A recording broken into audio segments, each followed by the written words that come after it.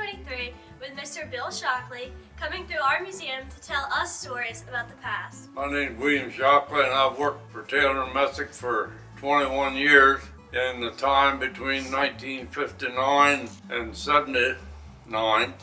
And that's when a lot of this all took place with Walter. He always had in his mind to have things for kids so they would know how things were years ago when their parents and great-grandparents and their grandparents were growing up. I had the honors to help him along with it and as his employee, and he was a great man. About years ago, his mom in them kitchen, and he always had a quick meal cook stove iron, and he always wanted everybody to see what they had years ago in their kitchens, and he collected all this stuff. Everywhere he went, he'd always get some.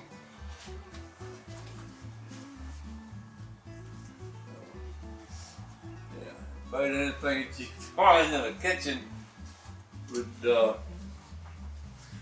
right in that small space there. Do you remember where any of this stuff come from? That stove was Walter's mother, Miss Roxy, which was a very fine lady. And he used to tell stories about standing around it and keeping warm. Okay, this cabinet here has got some of the memorabilia over the years that they collected and different things, and a lot of toys that was the children, especially his son, little Jimmy. And then we move on down here to the smoke room. That's where they done all the meats and stuff for put in the smokehouses over the year. And Walter, he'd always come in the shop and he'd have a great big arm full of stuff, and he'd go back in the corner and set it down. Later on, he'd clean it up. And I always asked him about it, and he said something about putting it in a museum one day. And he did that. Done a very well job of it. This is the room Walter always said was the tool shed, where he kept tools in that they used around the farms, and a lot of pitchforks and scythes and just normal hand tools that you use around a farm. And he collected all them himself, and different people would drop this off or that off, and he always cleaned them up and painted them. All right, we got a lot of wrenches and stuff up on the walls, but most of all is all these that we call unstalled tractors. They're not the oldest tractors in here by far, but again, we have a lot of the John Deere engines that they made for turning churns and stuff years ago up on the upper shelf. I want everybody to know, and probably a lot of people have heard Walter Messick say, anything that is in this museum, run. And by God, I can vouch for that. There's not a piece in this museum that wasn't running when it was put in here. This tractor here is a Model G, and it was the largest of the unstalled models at the time. And this next one is an A. It was mid-size, I'd say.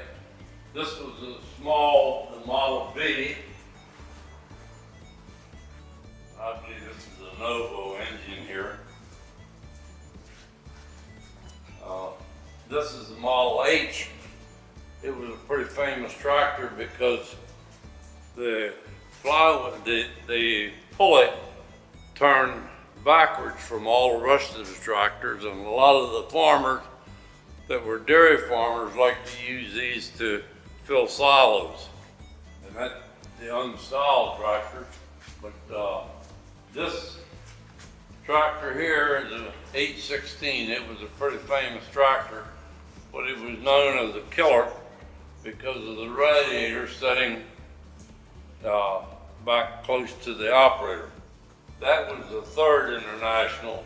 I'm sorry I didn't mention that was the third one in the line of the international tractors. And the one here next to it is the Titan 1020. And she was a pretty famous tractor, run good. And we had a lot of hours showing it at different shows. Now we've come to the first international. This was my favorite tractor of everything in here. Walter bought this tractor in Kinzer, Pennsylvania. Nobody could get it to start. You could pull it 2 foot and it would start, but nobody could ever get it to start. And a friend of Walter's and mine, Walter Franklin Hendricks, he worked on her for a long time, and finally one day he gave up on her, and I asked Walter if I could have her. And I fiddled with it, and one day a Mr. Brown from Greenwood, Delaware stopped by, and he showed me how to start her by hand. And that was the happiest day of my life. Yeah. She's a good old tractor. If you'd get her out of here right now and run. This tractor here is in Indiana. Probably very few people ever seen one around this part of the country. And Walter was real proud of it when he got it. I think Mr. Jake Gockley found this tractor. I don't exactly remember where, but when we got it, it didn't run. And we come to find out that the distributor in this tractor, this distributor right here, come out of a Model A Ford engine that was on a welder. And I put it in there and everything worked fine. And it runs great. This critter, and if Walter was here, he'd say, "Todd, plain shock, I don't know if that thing will ever run." And I said, "Well, Walter's got to run." Well, we had a crank. And he cranked it, this little fan. Plip, plip, plip, plip, plip, plip. And we could never get her to run. So Walter says to me, "Shockley, get that 50 and we'll hook a chain to it and we'll pull it." We didn't know much about it. We had plenty of gas, had fire, still couldn't get her to run. So Walter gets on the tractor, I get on the 50 and I'm pulling him, and back here, there's levers, and he's moving all these levers. Well, this thing fired up and got it going, and he was in a gear so high that he was catching up to me. Well, I had to shift into a higher gear right quick and get it going. Well, anyhow, all of us got stopped. This tractor has what is called, it's a 1918, I believe, called Moline plow, and it has what is called the Remy system, predecessors of Delco Remy, and it was all electrical throttle. Well, we couldn't get it to slow down, and Walter, so anyhow, it finally choked out or run out of gas. I don't forget now, but yeah. This next one here is a 2-cylinder motor. That's 4-cylinder, and this one is a 2-cylinder Moline plow. Don't know a whole lot about it, but it run real great. We used to take it to shows. Now, this is a run the duo. Walter always said it was a cultivator tractor. So, anyhow, later on, Walter purchased this. I forget where it come from, but it didn't have no carburetor and no magneto. And I was over to a friend of mine over to Milford that has an electrical place. And he had some old carburetors and stuff that he gave me in a box one night. I brought them home, we bought them, and the carburetor worked on this tractor. Great. I think we put a magnet on. I believe it's got 1020 mag on it. Yeah, it's got international 1020 mag. But they all run, and they run real well. This tractor here, got kerosene on it, but we'd always run it on gas. It's a Waterloo boy. Now you wonder what a Waterloo boy is. John Deere bought Waterloo Engine Company out, and they also made a tractor. So this is not the first John Deere tractor, but it was the first tractor that John Deere sold on the market. It's a great tractor, run great. We showed it many a time all over the Eastern Shore, all over the east here. Shop foreman, his name was Clarence Welch. This was his tractor. The next tractor is a Model D unstalled. She was actually the first John Deere tractor that come with the name John Deere on it. The next one is GP of it. She was a mid-size, wide front. If you'll notice, all these tractors have wide front end. This is an AR. This is Big Jimmy. It used to be Little Jimmy tractor. This tractor up on the top is a model John Deere that I really never understood. They called it a 62. It always looked like a Model L or LA that somebody dressed up. And I don't know where the L in LA is, but it used to be. There wasn't many of them out on the market, and they're pretty desirable tractor for people that like them. And everybody knows what this is. That's a wheelbarrow. Up on the back here, some plows and different types of plows that they had. And that yellow hard hat, I'm going to tell you about that yellow hard hat. That yellow hard hat was Walter Messick. And when we done the build shop over here, Walter wore that hat all the time, and I'm going to tell you why. We would be in there with a chainsaw cutting, and a piece of ceiling would fall right out, and he'd be underneath of the hat some of the time if you didn't watch him. This tractor here is a Hart Par. It's a predecessor of the Oliver. I don't know the dates and stuff on it, but it was always a nice running little tractor. This one here is a Massey Harris four-wheel drive. And me and Walter couldn't figure out why they'd want a four-wheel drive tractor. Well, if you ever drove one, you'd know why. All four of them wheels, when you got it in gear, they all four pull. And you're trying to steer it too, and when it gets up on something, it's just like a crab. It jumps up and down. But nice tractor. This is a Case Model R. I would say this tractor right here started most of any of these tractors in here that you couldn't crank and start. She would start them with a belt. This is a Silver King. Herb Walter talked about them a lot of time. guys on the state highway would race up and down the road. And I think that came from Greenwood, I believe. This tractor here came from New York. Jake Gockley got it for Waller at a sale. And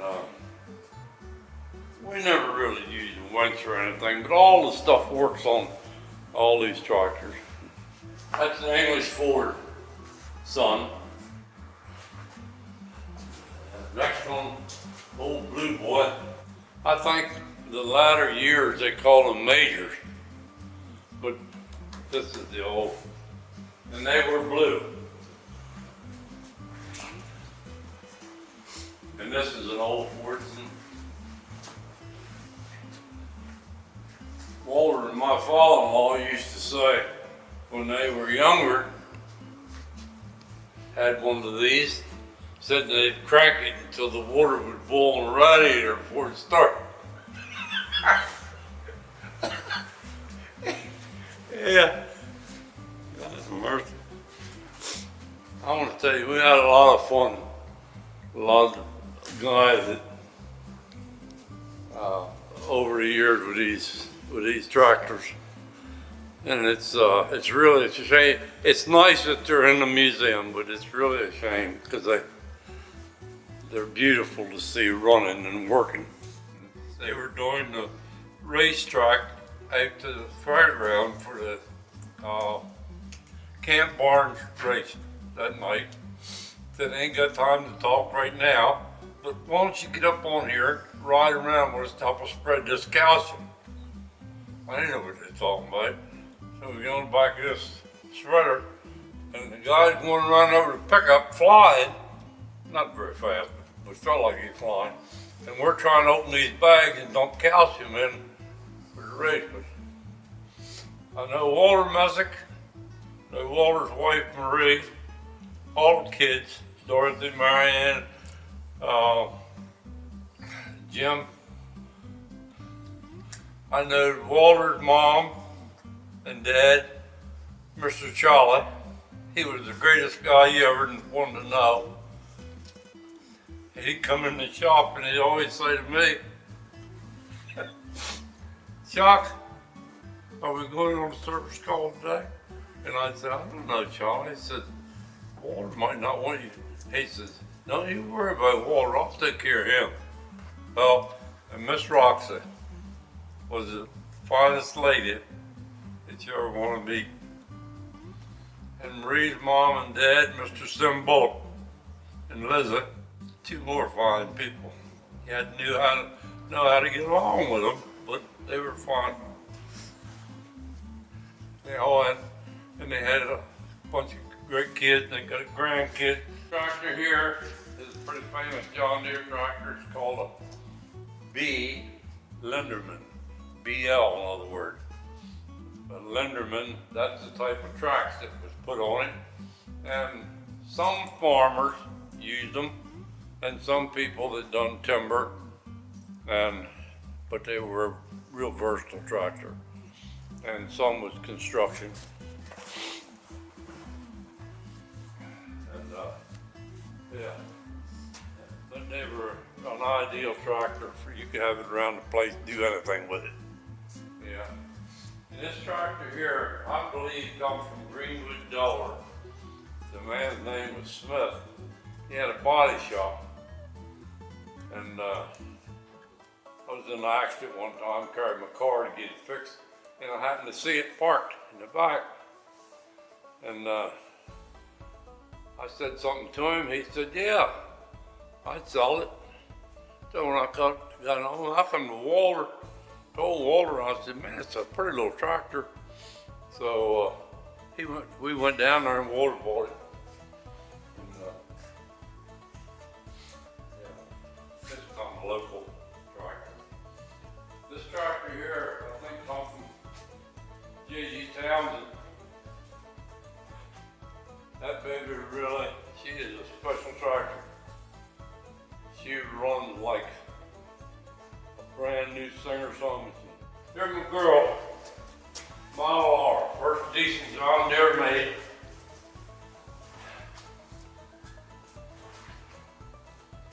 and kind of special to me. And it was kind of special to Walter. I think he come from Townsend's down around Lewis too. Now this one, this is called Buffalo Springfield. It's got a 2-cylinder engine on it. But when we looked at it, we only seen one. It's got 2. Walter said to me, so I can go over and get that 70 diesel. And I just overhauled it not too long before. Says, we'll put the belt on and we'll get this dude going. I said, okay, so went over and got it. We put this old long belt on her and got her turning over. And while she was up there doing something, and finally he hit the kicker on the magneto on her. And that fired like that. When she did, that old 70 diesel running right wide open went boom and quit. But anyhow, we got it going.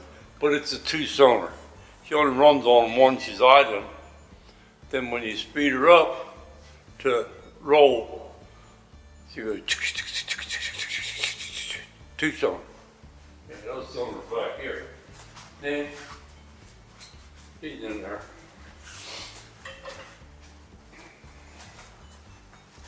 Now comes to the big boy. This was Walter and Messick's pride and joy. The day he went to get this tractor, or not the day he went to get it, but the day he went to pay for it, he carried a briefcase with him. And all he had in that briefcase was $1 bills. And he come home and says, I just bought the tractor. 4,000 $1 bills. What did he give for it? We brought her home, tried to get her started. And when she started, she wanted to run backwards because we didn't know it was in gear and didn't know how to get it out of gear. And it run right over top of the toolbox and crushed it. Yeah. Halt one tail. We carried it to the fairground one time for the show. And then after that, of course she's kind of slow, but then after that we were afraid to put her back out on the road because she was so heavy. But she'd only went out there to show one time. Years ago, we was over at the shop, and Jimmy and Rhonda, she was just a little thing.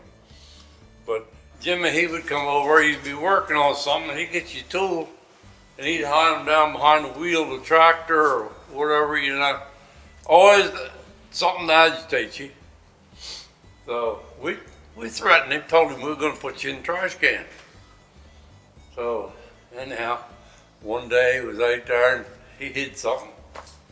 I went around the corner and come in behind him there to the wash rack, and I grabbed him. And we put his little butt in the dumpster and closed the lid on him. He hollered, crying like a baby. Marie said, if you damn guys don't leave him alone, I'm going to get Walter. And I looked up and over here to the wheel shop part of the shop. Walter standing over there laughing. So, yeah, what we called him. This was Jimmy's little fire truck, and I can kind of remember seeing him riding it. And this pedal tractor, I think he probably wore the Tartt off it. Now, I ain't gonna go into all these bicycles, but they all belong to the kids. I'm talking about the kids. I'm talking about Jimmy and Dorothy and Mary Ann, and I believe Rhonda had one of these. This one was Rhonda's.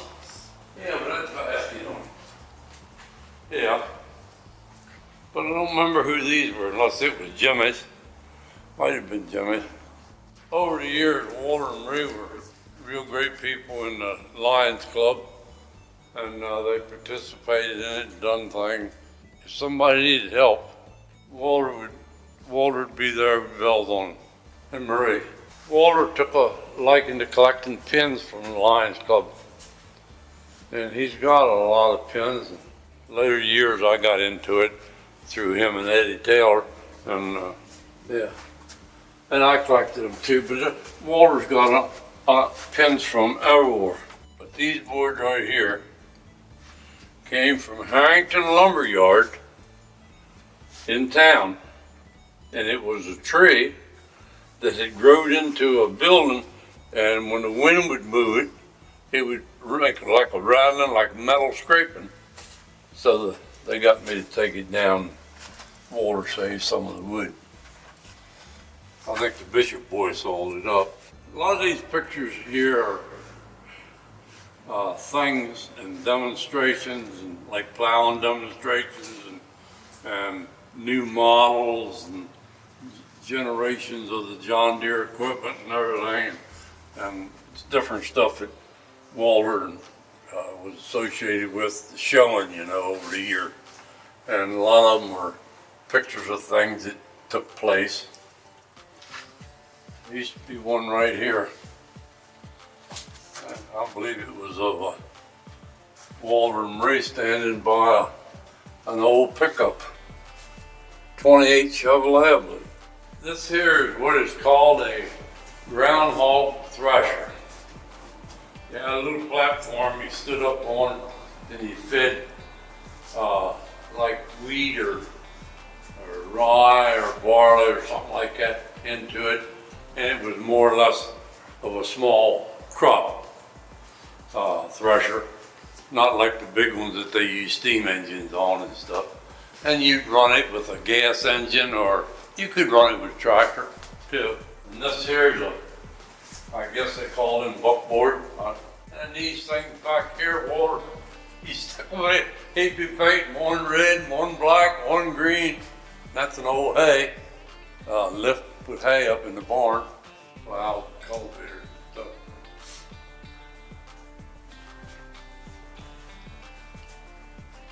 This is for horse-drawn stuff. That's single trees, double trees, call them. I didn't know a whole lot about it. That was before my time.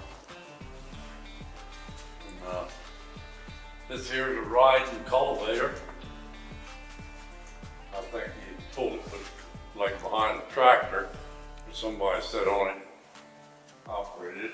This thing down here on the floor, one of the first backhoes I've seen them use. Matter of fact, I don't know whether it was this one or this one. Me and Walter used it to dig out from underneath the house when they put that,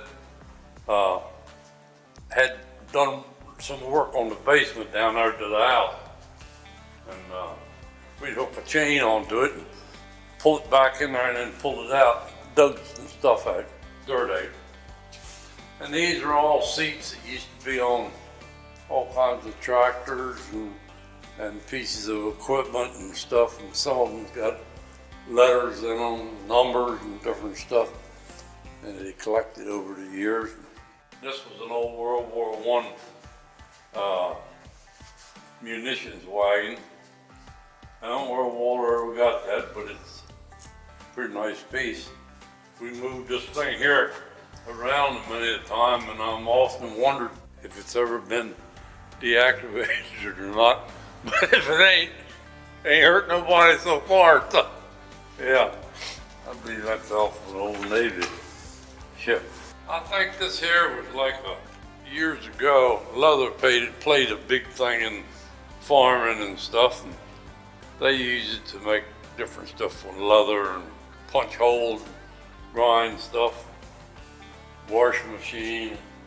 This was the old scale where the guy would weigh your grain and he'd have his thumb laying on top of the scale to teach you how to grain. That's what Walter always said that. I ain't gonna say the man's name, but he said his thumb would accidentally get on the scale. And these are a lot of ringers and stuff. There's a shoe shine stand. And then a washboard. Used to play them, have music dance by. I don't know. Just kidding.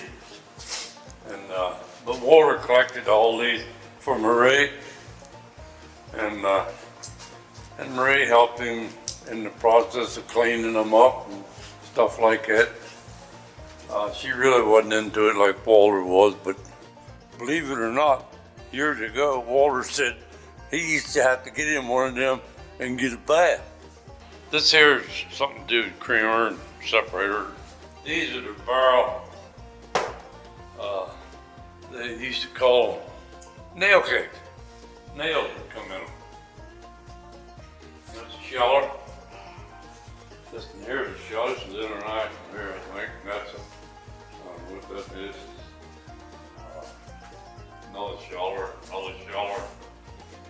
This here was potato color, I believe. Potato in, let's see. I can't remember. I believe that's what it was. Put potato in there and you cut it for seed potatoes. This here was a chopper. I don't remember them cutting any weeder. I don't remember doing anything with one of them, but we used to cut the bottom leaves off of tobacco when my uncle grew tobacco years ago. They used one, something like that, to cut the barely bright leaves off of. I don't know what that is. This is just a cart somebody made. This here was an apple press, or a cider press. You know what this is, John? Treadmill. Huh? Treadmill. Yeah. That used to be a source of power for pumping water and stuff like that. You put an animal on there and they'd turn it. This is one of the first garden tractors. There's a saw rig. I think that's a 7 horsepower Fairbanks Morris engine. And you'll notice a lot of gasoline engines up here, various models, all kinds. And again, when you see these, we carry them to shows and they run. They're not just something that's been painted and put in here. Every one of them. They used to be on wagons and Walter, we had a 37 Ford, I think it was, truck, and it had several engines on it and stuff. I think that's a 8 or 10 horse, I believe, Fairbanks. Walter brought this thing from out back into the shop one day, and times had gone on by, and every time we'd get something done, we'd put it in here, and the boys would clean it up and paint it. Well, I worked on this thing for day and night for about 3 weeks. Finally got it broke loose, got it worked, got it running. And Walter said to me, he said, "I'll get the boys to paint it in the morning and we'll put it in the museum." From half horse to 6 or 8 horse, all different. This is one of the cement mixers. Used to have years ago, have an old gas engine in there and it turned it and mixed the concrete. This is a lighting plant. I don't remember, I think we got that up in Pennsylvania somewhere. Walter seen it, had to have it. We brought it back home with us. This is a lawnmower, I guess, with a sycamore on it. Some of these engines that you're gonna see up here were engines that were found, and I remember when Jake would bring them to Walter, they would be like in crates that had never been run. And this is one right here. There's another one. This one right here comes from out of the building in New York. I remember it like the day we took it out of the crate. In 20 minutes we had it running. Never been run. To see something like that come from away, you know, and bring it here, and well, we took a lot of them to shows and stuff all over the place. Here, Jake said he went to a warehouse sale, and that unit right there was brand new in a crate, and it never, spray coat. It was for somebody, I guess they sold them to paint buildings like up in the cities. Here's the This is the newest model lawnmower. Yeah. We went up to Stitzel's place one time. Paul Stitzel had this thing sitting off there in the edge of the woods. And then we went up there to sail. And Walter said something to Paul, said, I got just a place for that. And that's where he bought it. He bought her home. And in here, it's kind of like a, designed after like a Model A, Model T, something like that. This running gear, that's the wheel with a motor inside of it. And this engine up here, it's got a little story. When you work for the railroad, you always seen in the movies these guys that running this thing back and forth on the railroad. Well, that's what they put on them latter years, that motor. If you wanted to go that way, you'd turn the engine this way, and if you wanted to go the opposite way, you'd stop it, move a lever up there, just the opposite, and turn it, and she'd go the opposite way. It'd run forward and backwards. Yeah, that's a 4-cylinder Wisconsin engine. That belonged to Bobby Ellers. This up here did. Now, this is a local engine that run a mill for a long time. It used to be run with steam.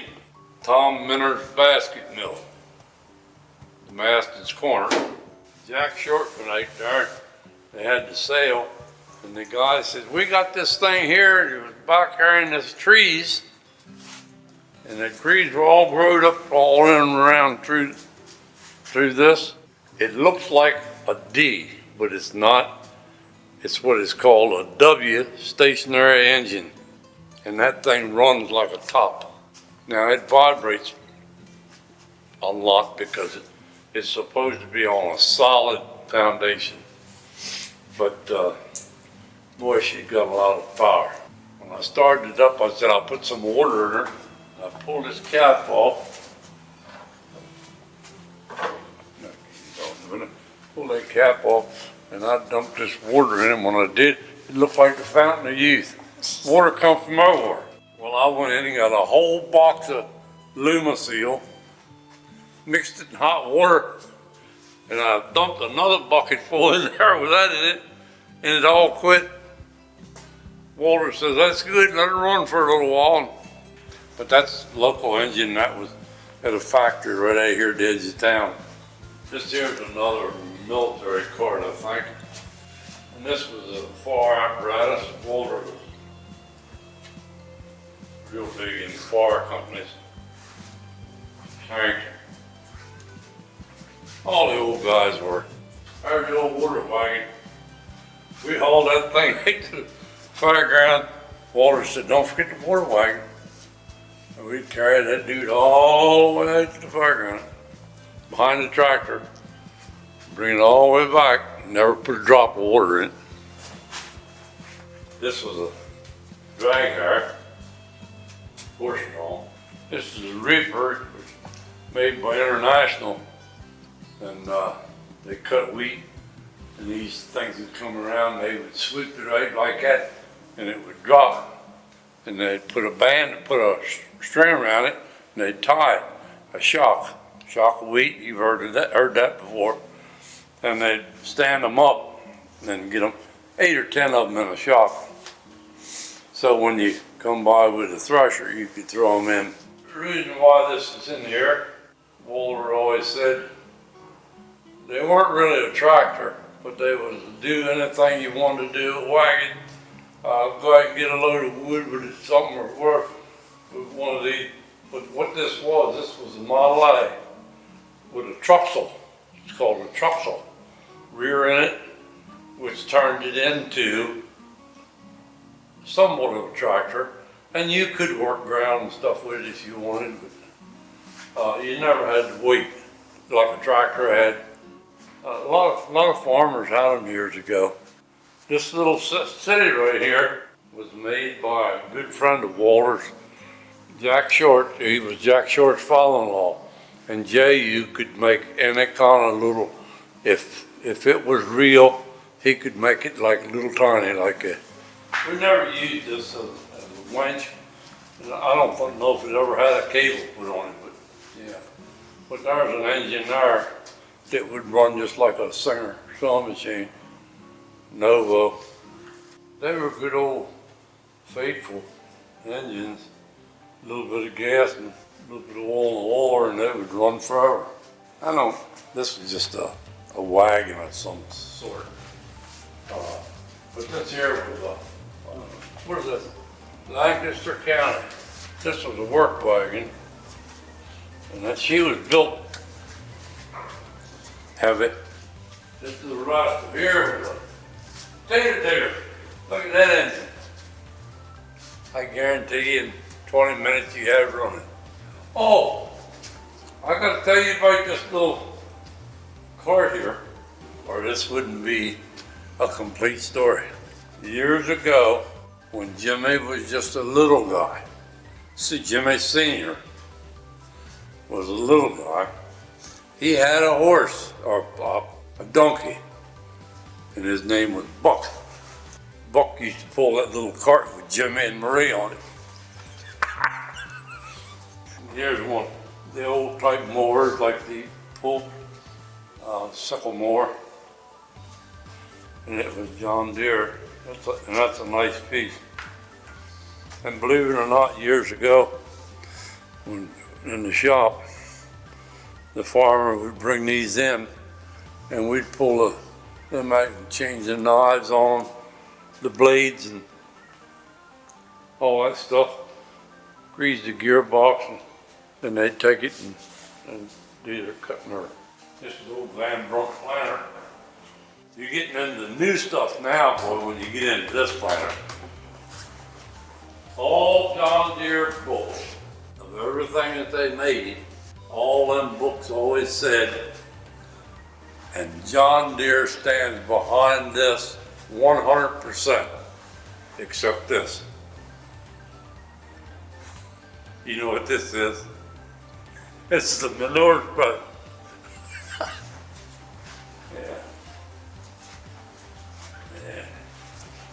The horse drawn, I believe. That's a Conestoga wagon made up in Pennsylvania. Used to be a story about it. Walter would take it out to the fire every year, and he'd put it right there in the corner where the display was for the lawn and garden stuff. And he always said, him and Marie wondered what it was like years ago when they went out across the prairies. And they'd get out there and there'd be a beautiful moonlight night, and they'd throw this top back, sleeping out in the air, open air, and I wondered what they'd done. And Marie said, probably the same thing that you want to do. End of story. But it never did, because Marie said she wasn't sleeping out there in that daggone wagon. But that was always the old story. I don't remember where Walter really ever got this. I believe it must probably come from up Kinzer or someplace like that. No.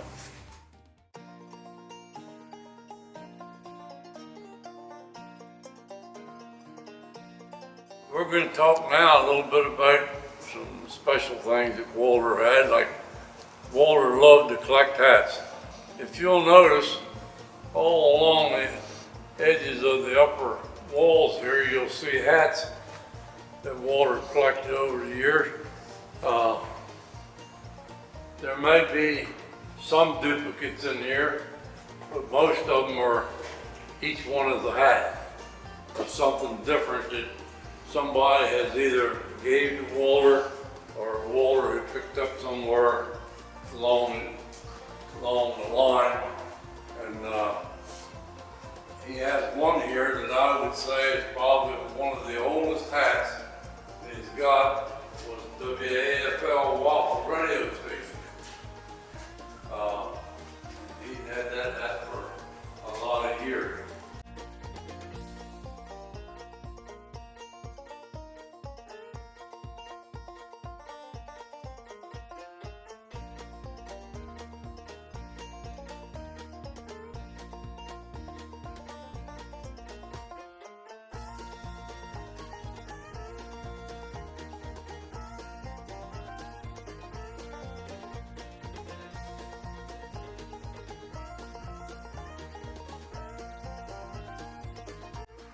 Mr. William Shockley was employed by Taylor Messick in 1959.